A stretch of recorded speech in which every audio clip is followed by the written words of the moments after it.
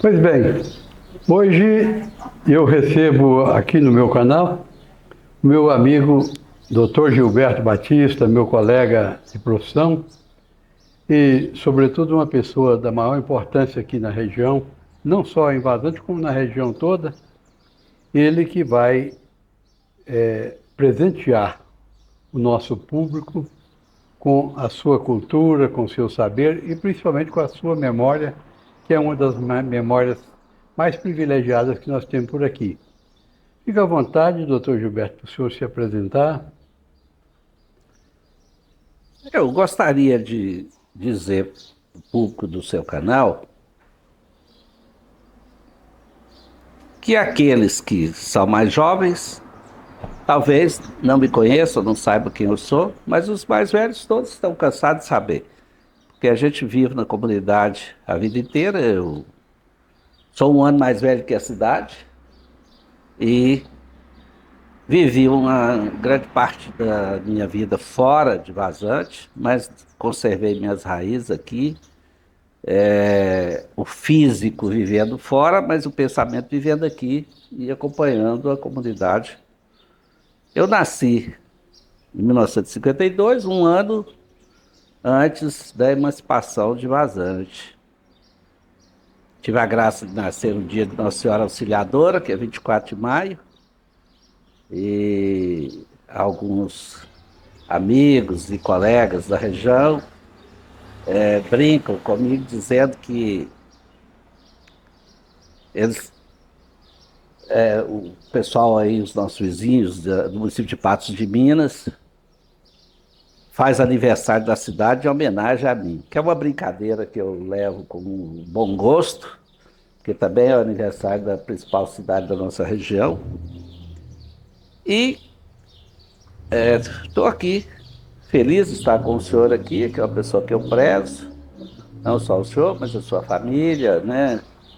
Como os seus pais, os quais eu tive a honra de conhecer e conviver.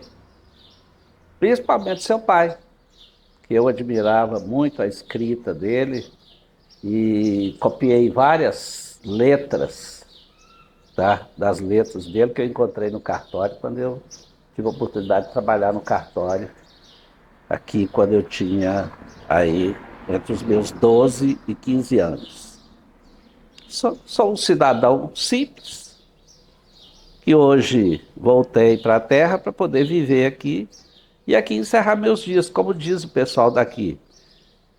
Ir para o Baruzeiro. Apesar que nem Baruzeiro nós temos mais, né? Oh, Gilberto, como ele acabou de dizer, é uma pessoa muito conhecida, evidentemente, uma pessoa de sucesso, uma pessoa que muito nos orgulha e, e nos honra de ser amigos. E isso desde criança, né, Gilberto? Desde quando você é mais criança do que eu. Mas antes de nós entrarmos propriamente na parte política da nossa emancipação, da sequência dos nossos 70 anos, que nós já viemos até a administração de Divino Machado, mas nós podemos relembrar coisas do anterior, não tem problema. É, eu quero lembrar para todos vocês que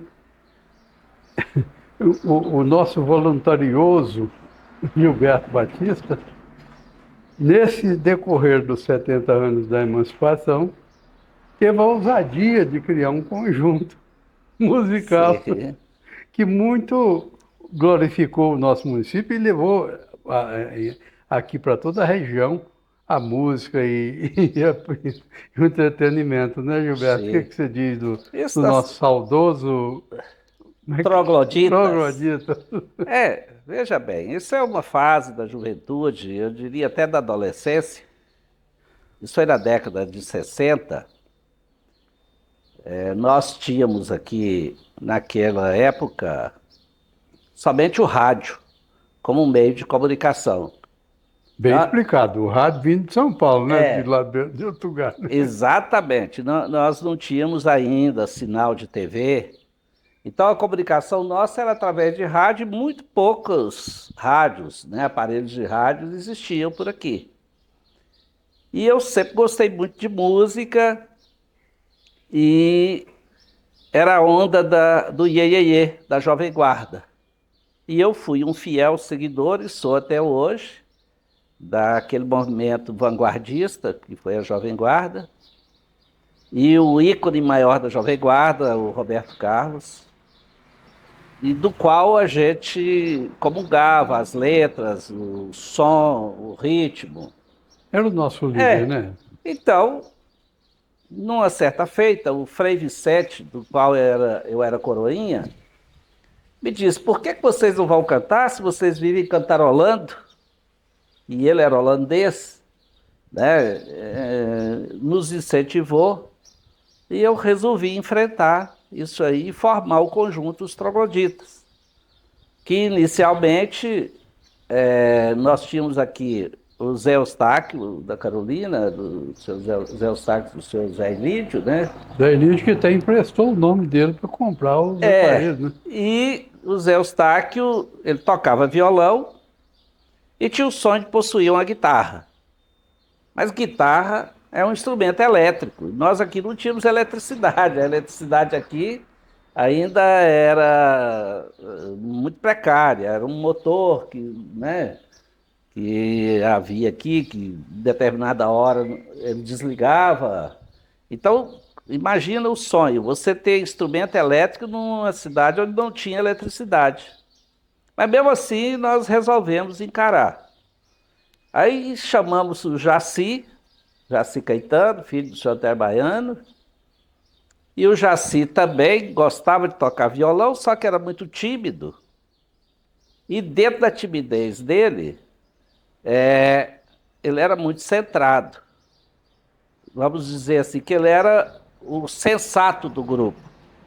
Um grupo que era feito de rapazolas. Nós tínhamos aí entre 12 e 15 anos. O mais velho que encarou conosco era o Baiano, né? O Baiano era pouco mais velho do que a gente. Então nós fizemos uma formação original dos trogloditas. Eu, o Zé Eustáquio, o Baiano, Baiano. Romão, né? Não, o Romão foi o último. Eu digo assim, a formação inicial. Ah, tá. Chamei o Zé Eustáquio, depois chamei o Baiano, que era um empreendedor, era ótimo para incentivar a gente. Depois nós fomos o Jaci, que era conservador, o Jaci aceitou.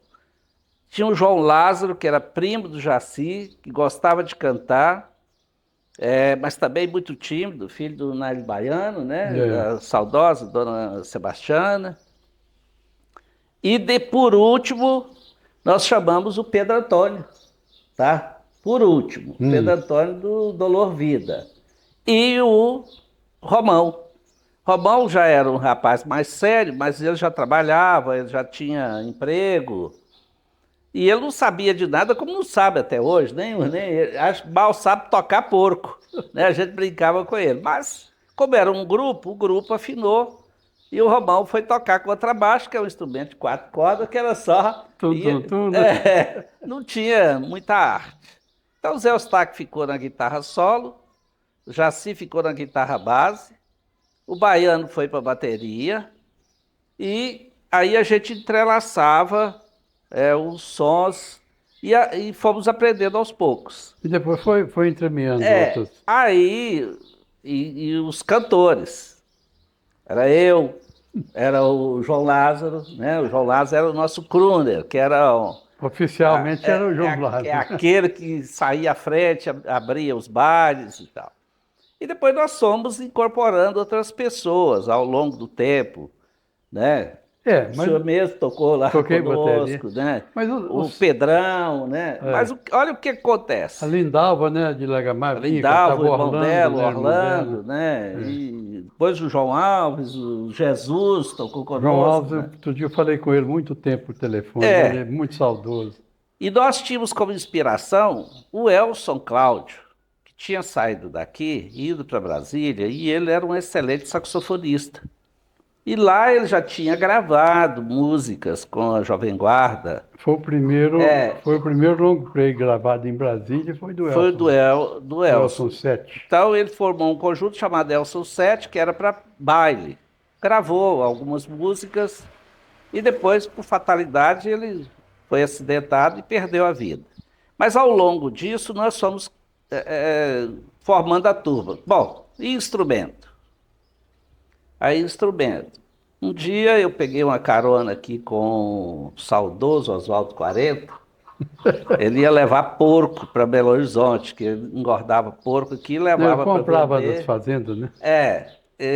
Levava, entregava lá num frigorífico e trazia o caminhão cheio de mercadoria. Então eu arrisquei, fui com ele, um medo de descer a Serra da Saudade, porque não tinha asfalto, e nós fomos chegar em Belo Horizonte 4 dias depois. Lá eu fui à Mesbla, que era uma grande empresa, que é ali na Avenida do Contorno, perto da rodoviária de Belo Horizonte. E lá no quarto andar era só instrumento musical. E lá eu fui fazer o orçamento dos instrumentos e como comprar os instrumentos. E um rapaz chamado Luiz, muito atencioso, falou: olha, nós podemos vender até em 72 prestações, mas você tem que arranjar uma inscrição. Tem que ser alguém que tem um contador. E aqui não tinha contador. E quem tinha inscrição aqui naquela época era o seu Zé Elídio, pai do Zé Eustáquio. Ele tinha uma bomba de gasolina, né? É. E aí voltei com aquilo tudo E ele entusiasmado. incentivava o Zé, né, na É, parte de instrumentos, porque de futebol ele portava ele. é. Aí chegamos, o Zé Elídio, ele era muito brioso e eu trabalhava com o Brás Martins, que tinha um comércio ao lado, né? Aí conversei com o Brás falou assim: não, eu converso com o seu Zé, ele arruma uma inscrição para vocês, ele era um homem muito bondoso. Fui conversar com o seu Zé, ele pôs pronto, e aí eu escrevi lá para a Mesbla, e a Mesbla aprovou o cadastro dele e disse: olha, pode vir buscar os instrumentos. Mas É, e como o certo buscar? é que aí os trogloditas foi uma realidade, né, Foi a José? realidade, mas Uma só real... que isso demorou 6 meses. a gente... Aquela angústia, a gente de esperar os instrumentos É, chegar. mas então é um feito que teve dentro desse período nosso de fazer a cidade, né? Porque a cidade foi feita exatamente pelas Sim. pessoas daqui da cidade, que lutavam, os jovens e tudo, tal. A E não cidade tinha era, 10 anos. e não era fácil, não era muito Não. difícil, era muito difícil. Mas então os trogloditas deixou muita saudade, até hoje a gente tem uma boa lembrança deles e tudo, né? É.